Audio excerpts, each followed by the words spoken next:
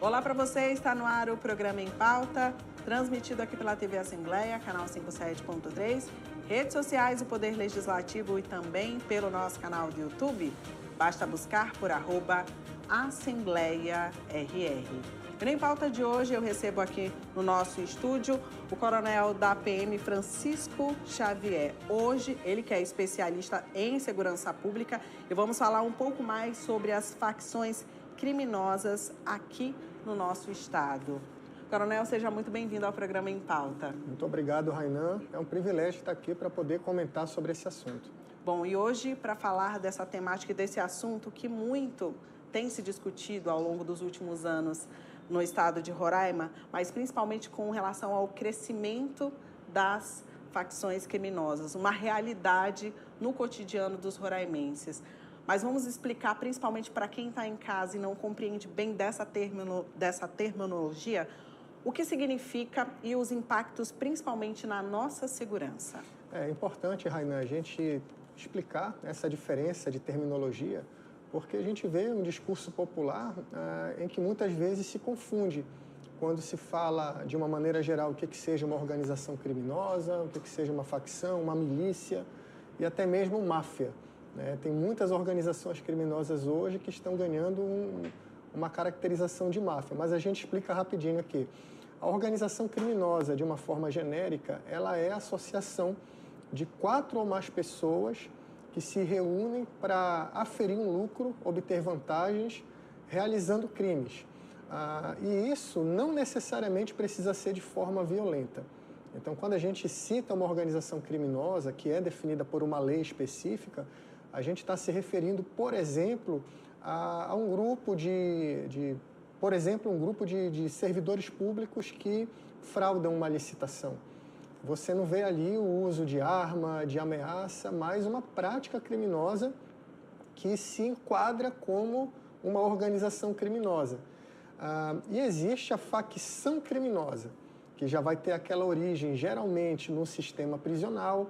São aquelas facções que são bastante conhecidas no Brasil, como Comando Vermelho, Primeiro Comando da Capital, Trem de Aragua, que está em voga nesses dias também.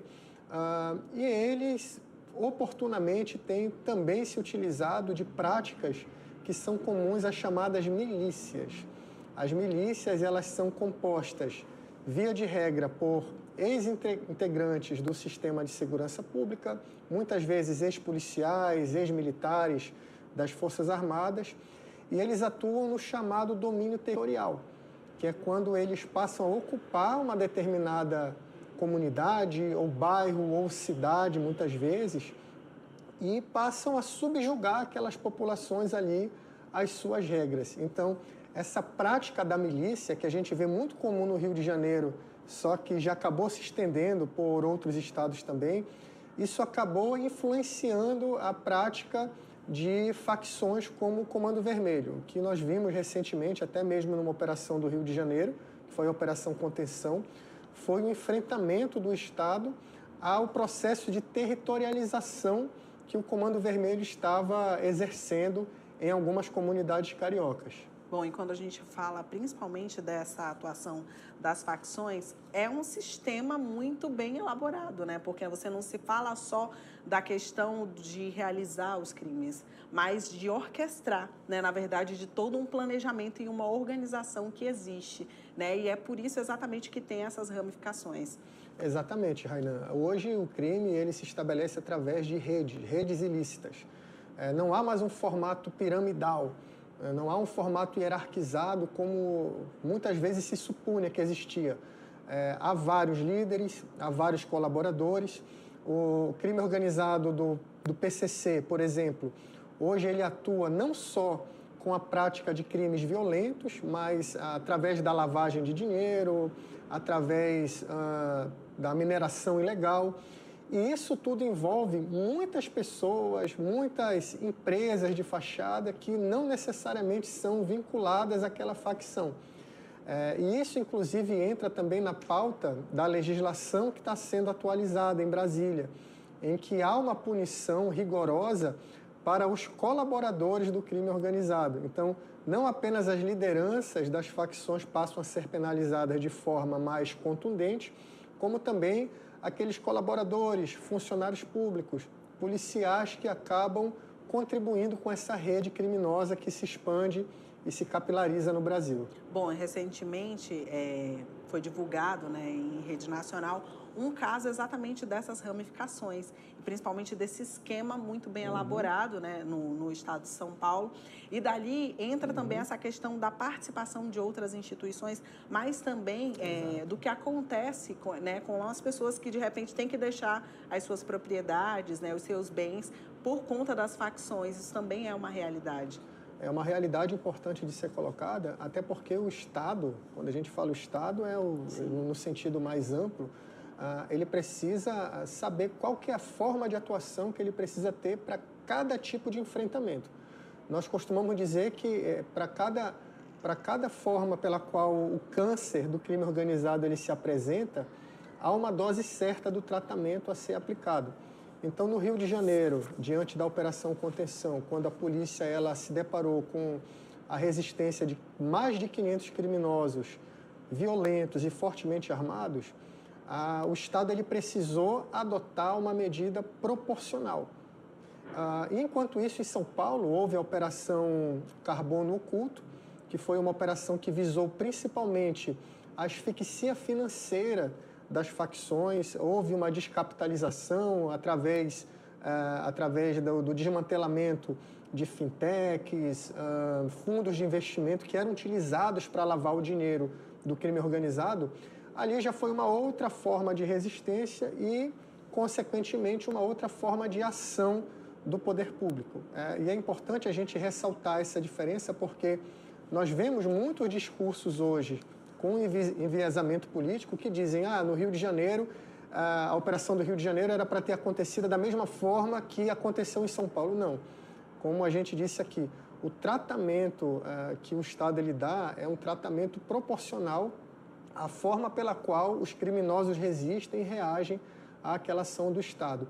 E você tocou num ponto muito importante, a cooperação entre as instituições. Todas essas operações que estão acontecendo no Brasil e as que virão acontecer ainda daqui para frente, elas são fundamentalmente dependentes de uma cooperação entre instituições. Uma ação isolada, proveniente de uma governança única, ela tende ao fracasso sempre. Então, não adianta uma polícia militar querer agir de uma forma isolada, distante do que a Polícia Civil produz, distante do que a Polícia Federal produz, não. O conhecimento ele precisa ser integrado, ele precisa ser compartilhado e não só entre polícias. A segurança pública hoje, ela precisa ser feita além dos muros das polícias. Ela precisa interagir com instituições do sistema financeiro, com instituições de seguridade social, de proteção social também, e a própria iniciativa privada. Nós temos hoje iniciativas do setor privado que são importantíssimos para o combate ao crime organizado no Brasil e no mundo. A gente cita sempre o exemplo da Colômbia. A Colômbia, nos anos 90, viveu um desgaste muito grande com o crime organizado. Ali eram conhecidos os cartéis de Medellín, os cartéis de Cali. E, além da força que o Estado utilizou de forma letal, houve também uma participação muito grande de instituições governamentais e não governamentais que requalificaram o ambiente urbano, trabalharam de forma muito incisiva com a inclusão social. Então, são medidas que precisam ser bem diversificadas para se atingir o todo. Bom, vamos para o intervalo. Daqui a pouco voltamos com mais informações para você aí de casa. O programa Em Pauta volta já.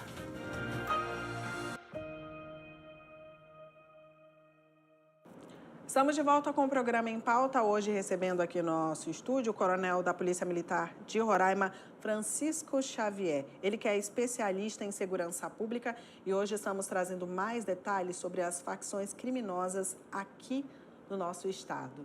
E bom, coronel, eu começo já esse segundo bloco, já que o senhor explicou o que vem a ser as facções, né, o funcionamento também, principalmente a forma de atuação das polícias em cada caso. Aqui em Roraima, quais são os principais indícios, né, da atuação dessas facções criminosas? Bom, Rainan, não é de hoje que se verifica uma atuação conjunta e até mesmo coordenada entre essas facções. Mas a gente pode citar que desde 2013, quando os primeiros presos do Estado, do sistema penitenciário estadual, eles passaram a cumprir pena no sistema penitenciário federal, houve o que nós chamamos de importação da ideologia das grandes facções criminosas de São Paulo e do Rio de Janeiro. Foi nessa época que esses primeiros criminosos aqui do Estado, eles passaram a se vincular oficialmente ao Comando Vermelho, ao primeiro comando da capital e passaram a atuar aqui no Estado. Para essas facções que a gente cita, que são facções com uma representatividade nacional e até internacional, o Estado de Roraima, pela posição estratégica do Estado e principalmente pelas fronteiras, eles geram uma oportunidade que essas facções elas veem como uma possibilidade grande de se estabelecer novas rotas do tráfico de droga e do tráfico de armas. E foi isso que foi estabelecido nesse começo, ali em meados de 2013 e 2014. Esses representantes já vinculados ao PCC, ao Comando Vermelho, eles começaram a interagir com criminosos venezuelanos, principalmente, que eram usados como fornecedores de armas, de drogas, e passaram então a implementar esse corredor através desse fluxo criminal de escoamento da droga e da arma aqui pelo estado de Roraima. É claro que quando a gente compara o corredor de droga e de arma de Roraima com o corredor lá da fronteira do Brasil, Paraguai e Argentina, ou até mesmo aqui da Rota dos Solimões, pelo Rio Solimões, no estado do Amazonas, é um fluxo muito menor. Só que, como outras localidades também, ao longo dessa grande fronteira do Brasil que nós temos quase 17 mil quilômetros de fronteira no Brasil inteiro. E a Amazônia é uma dificuldade ímpar porque impõe uma demanda maior para as forças de segurança realizarem essa fiscalização e esse guarnecimento, e isso fica muito mais difícil. Então, essas organizações elas passaram a contar nesse início com essa colaboração do crime organizado venezuelano com uma espécie de consórcio criminal.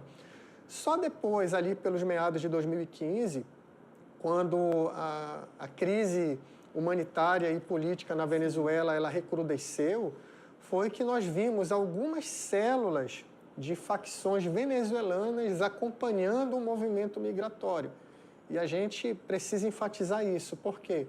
Porque nós não podemos dizer de forma nenhuma que o crime organizado ele cresceu com a migração. Não, não é isso.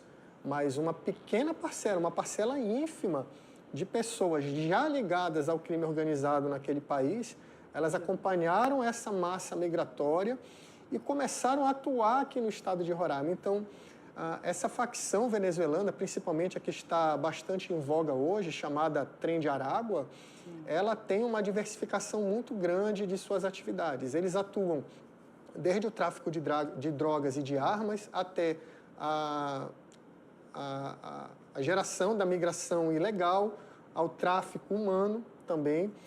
E eles passam a ter uma atuação até de forma cooperativa com essas outras organizações criminosas, mas também, em determinadas localidades, eles entram em conflito pela disputa de território e de mercado consumidor de drogas, principalmente. E aí a gente vê, principalmente, um dos pontos aqui da nossa região, principalmente do estado de Roraima, o desafio também da segurança pública nesse combate, que é exatamente por conta das fronteiras. Isso dificulta ainda mais esse processo? Ou chama ainda um pouco mais de atenção para esse processo, principalmente de combate nas nossas fronteiras? O problema hoje, ele não consiste só em uma única facção. Sim. Mas é o problema da transnacionalização que essas facções elas desempenham se utilizando da fronteira. Por quê? Porque o fuzil que hoje para na mão do traficante que enfrenta a polícia, que submete as comunidades aos seus julgos, que mata inocentes, são armas que passam pela fronteira. A droga que alimenta o mercado consumidor no Brasil também ele entra pela fronteira. E falando da nossa fronteira amazônica e da fronteira aqui do estado de Roraima, principalmente, nós temos uma extensão muito grande. Juntando a fronteira que nós temos com a Guiana e com a Venezuela, são quase 3 mil quilômetros de fronteira. Como guarnecer essa extensão toda, Rainan? É difícil para uma única instituição, ou mesmo se a gente juntar todas as instituições policiais, Polícia Federal, Rodoviária, Polícia Militar, Civil, Receita Federal, nunca vai ser um guarnecimento necessário. É por isso que a política de segurança pública ela tem que ser uma política estratégica, no sentido de coibir a forma pela qual a droga ela entra, a forma pela qual ela é recebida aqui no Estado, quais são as redes que se aproveitam de forma criminal do fluxo dessa droga, como que a logística do tráfico de drogas opera, como é que essa logística casa, por exemplo, com a logística do narcogarimpo, que é bastante atuante aqui no nosso estado. Então, há uma rede que precisa ser enfrentada justamente por uma outra rede de atuação, que é a rede do sistema de segurança pública e das instituições do nosso estado e do nosso país. E aí, quando a gente fala principalmente dessas organizações, e aí eu volto a frisar, é a organização, até o processo que eles fazem para que essa droga, essas armas entrem, né? E aí a gente coloca também com relação aos minérios, que também já é uma realidade, que tem abastecido esse mercado. É uma forma, como é que a polícia, né, principalmente os órgãos de segurança, têm buscado atuar para coibir isso nas nossas fronteiras? Então, a gente toca num assunto que é um assunto realmente muito delicado, que se relaciona à legislação. Sim. Muitas vezes nós temos a impressão de que todas aquelas operações realizadas pelas polícias, que são operações que muitas vezes levam anos ou meses para serem planejadas e operadas, elas resultam em prisões, resultam em grandes apreensões, só que nós vemos muitas vezes o criminoso ele sendo penalizado com uma reclusão que é muito aquém daquilo que a sociedade espera.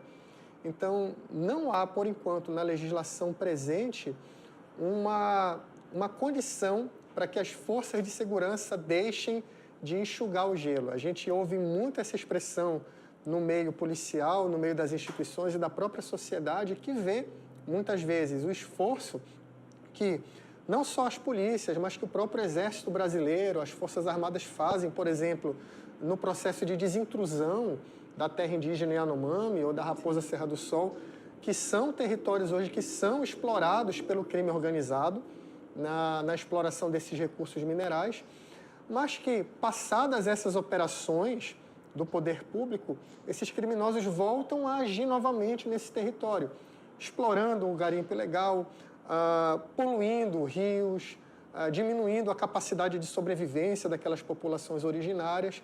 Então, a legislação ela é o grande calcanhar de Aquiles que nós temos hoje para continuar o enfrentamento qualificado ao crime organizado.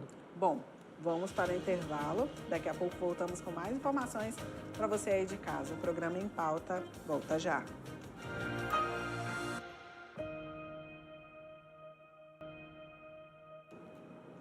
Estamos de volta com o programa Em Pauta, hoje recebendo aqui no nosso estúdio o coronel da Polícia Militar de Roraima, Francisco Xavier, que é especialista em segurança pública. Hoje estamos falando um pouco mais sobre as facções criminosas que atuam aqui em Roraima. Bom, coronel, falamos do que vem a ser, as facções, como elas têm atuado não só no Brasil, mas também aqui no nosso estado. Finalizamos o segundo bloco falando da atuação das forças de segurança, né? E principalmente com relação ao processo de desarticulação, né, dessas facções, das ações. Mas aí entra um tópico ainda que precisa ser enfatizado, que é com relação ao trabalho para reconstruir essas localidades, para que esses crimes, né, e essas ações não voltem a acontecer. Nesse ponto, o trabalho integrado também conta? Conta, é fundamental para que realmente esses crimes não voltem a acontecer nessas localidades. Nós estávamos comentando que o Estado, o governo federal especificamente, ele realizou ações de desintrusão em territórios indígenas daqui da Amazônia Legal. Houve, de fato, momentaneamente, uma coibição da exploração desses recursos minerais e a gente frisa que a maior parte dessa exploração ela é realizada por facções criminosas. A gente não está falando só do garimpo ilegal, a gente não está falando só do garimpeiro que vai ali ganhar vida, não. A gente está falando de organizações criminosas ultraviolentas que se utilizam da exploração desse recurso. Então, isso é coibido momentaneamente, só que nós não vemos ainda uma capacidade do Estado de prover a continuidade dessas ações. Por quê? Depois que há a desintrusão, é necessário que aquele território ele seja devidamente devolvido e guarnecido pelas instituições de segurança e instituições de defesa também.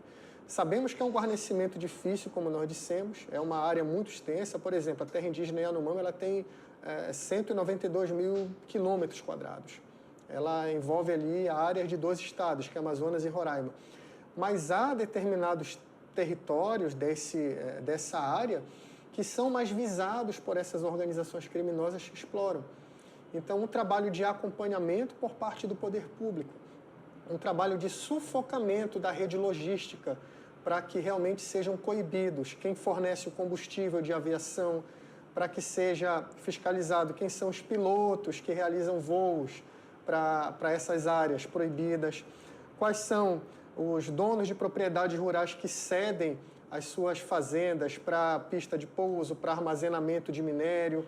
Então, tudo isso já vem sendo feito, na verdade, pelo poder público. A gente vê muitas operações da Polícia Federal que, de uma forma exemplar, realiza esse tipo de ação, só que isso precisa ser muito mais estimulado ainda pelo governo federal. E a gente cita isso porque nós vemos a realidade hoje que aflige essas corporações federais. Um efetivo diminuto da Polícia Rodoviária Federal, da Polícia Federal, da própria Receita Federal, que é importante para esse processo de coibição e de controle, e sem recursos humanos e sem uma estrutura condizente, não tem como se fazer mágica para controlar tudo que acontece aqui no território amazônico. Bom, e aí, a partir disso, a gente traz muito do que reflete nos casos, né, e principalmente do que acontece na nossa capital e nos municípios do interior do estado. Isso também acaba dificultando também esse processo de coibir, né, a partir do momento que você não tem essas ações efetivas ali no momento que acontece uma grande operação, isso acaba refletindo nos casos que acontecem nos municípios. Sem dúvida. E há também, muitas vezes, um jogo de empurra-empurra em relação à responsabilidade. É fácil para o governo estadual ele mencionar que a responsabilidade da fiscalização é somente do governo federal. De fato, a gente vê essa responsabilidade, mas o governo estadual, através dessas políticas públicas que funcionam de uma forma mais integrada, de uma forma mais abrangente, ele também tem a sua responsabilidade a partir do momento que ele passa a coibir essas ações que lidam com a logística que alimenta o crime organizado. Então, vai muito além da segurança das fronteiras, vai muito além da legislação. Há um apanhado de fatores que contribuem, sim, para a coibição do crime organizado e muito depende da vontade política de quem está à frente hoje dos poderes instituídos e a permissão para que as instituições possam agir de uma forma mais incisiva para coibir o crime. Bom, e já entrando na nossa reta final, qual a mensagem que o senhor deixa para quem está em casa e principalmente um alerta, né, não só da segurança pública, mas também do que pode ser feito, né, para minimizar esses impactos, principalmente na nossa segurança pública para a população roraimense? Bom, como cidadão que somos, nós precisamos sim realizar uma cobrança mais efetiva aos nossos parlamentares e hoje a gente vê uma discussão no âmbito do Congresso Nacional onde se busca qualificar a legislação penal, uma legislação que vai ter uma grande serventia para o enfrentamento ao crime organizado.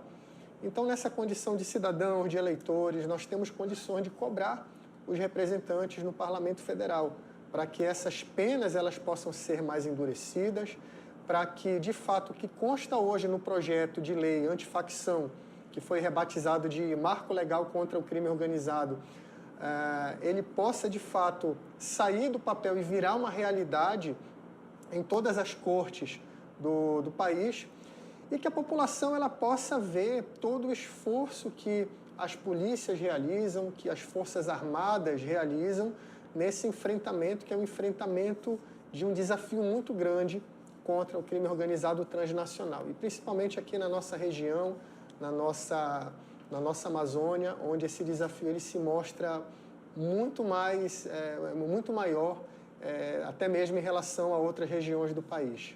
Bom, Coronel Francisco, muito obrigada pela sua participação. Obrigada a você também que nos acompanhou aqui pela TV Assembleia. Para rever essa entrevista, basta acessar o nosso canal do YouTube e buscar por @AssembleiaRR. Obrigada pela sua companhia e até o nosso próximo encontro. Tchau!